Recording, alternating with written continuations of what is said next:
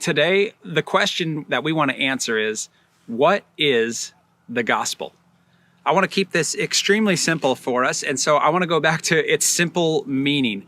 Really, the original word for gospel just meant good news. It meant good news. What did it mean good news for? Typically, when it was used in a military sense. So you'd have an enemy that was threatening to come in, to occupy, to destroy, to take captive all of the people of an area. So an army would go out to fight them. And when they would go out and fight them, if they were victorious, they would send a runner back to the city. And when that runner came back, he would yell out, "We won." Now, when you heard that we won, put yourself in that position if you were back in the city and you just thought that everything was coming crashing to an end and that you were going to be destroyed and taken away captive and your whole way of life changed and disrupted. When you heard we won, there was an excitement, there was a joy. It meant that there was going to be stability, that meant there was going to be peace. It meant that your family was going to stay together. It meant that there was going to be hope for an incredible future instead of despair. This is the idea of good news in its most general sense. Now, when we have the gospel of Jesus Christ, what is that good news? The good news is that, just putting it extremely simply, death is defeated. Death is not the end for you. Your life isn't going to be totally destroyed. You aren't going to be separated from God for eternity. You aren't going to be burning in hell. You're going to be with God, and in God's presence is fullness of joy. You see, this is the essence of heaven, is that being with God. Heaven, it wouldn't be heaven without God. We're going to be with God, and in his presence is fullness of joy. Psalm 84:10 says that better is one day in his courts than 1,000 elsewhere. And this is the good news, that death, the very death which all of us have to face, is not going to be the destruction of our souls. It's not going to be the end of us. It's not going to be the end of our relationship with others if they have faith in Jesus Christ as well. This is the beautiful news, the good news of Jesus Christ. But it still begs the question, how did it happen? Why do we need this good news? And how does it actually remedy our problem?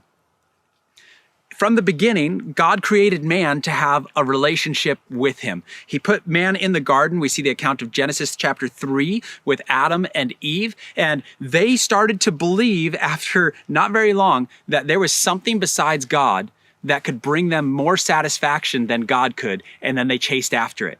This is the essence of what sin is believing that there's other things besides God that will make us happier, that'll bring more satisfaction than God can bring into our lives, and then we pursue it. To think about it in another relationship term, think about it with your spouse. What would happen to your relationship with your spouse if you believed that someone besides them could bring you more satisfaction and then you pursued them? It would break the relationship. And that is exactly what has happened between us and God as we have pursued other things besides him. It has broken our relationship. We call this sin. And the wages of sin, what happens because of sin, is it brings death into our lives. And death was not a thing before people started to sin. But then sin came into the world, everyone sinned, and death spread to all men. And so we all face death. There's no way around it for us. But God desires a relationship with us. He desires to be with us. He desires us to be with him eternally so much that he made a plan to redeem us from this sin, to pay for all of our sin and to bring us back into his presence. He did this by sending Jesus Christ to die in our place, because the wages of sin, the penalty for sin, is death. In other words, in order to pay for this sin, we must die. In 2 Corinthians chapter 5, verse 21, the Apostle Paul said this, "For God made Jesus, who knew no sin, to be sin for us, that we might become the righteousness of God in him."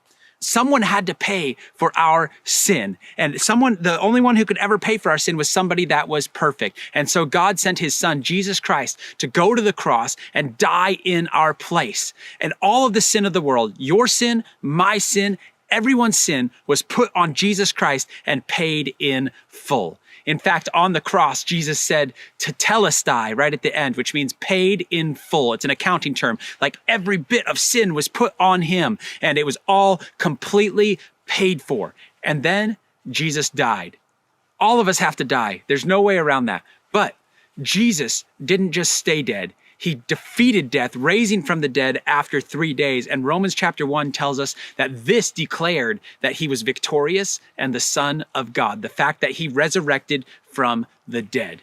Now, if death is what we all have to face, and it is the great enemy that is knocking at our door, and it's looming to destroy our way of life and to destroy our eternity and to destroy our joy, if we have to face this death, I want to be victorious against it. I want to come out as a winner. I don't want to be a loser to death. I don't want to go and face death and lose. And Jesus is the only one who has ever faced death and defeated it and won. But he didn't just defeat it for himself. He defeated it for anyone who would call on his name. Romans chapter 10 says that anyone who calls on the name of the Lord will be saved. Saved from what? Saved from eternal damnation in hell because of our separation from God. Saved from the destruction of death, and saved to eternal life in the presence of God, where there is fullness of joy and pleasures forevermore.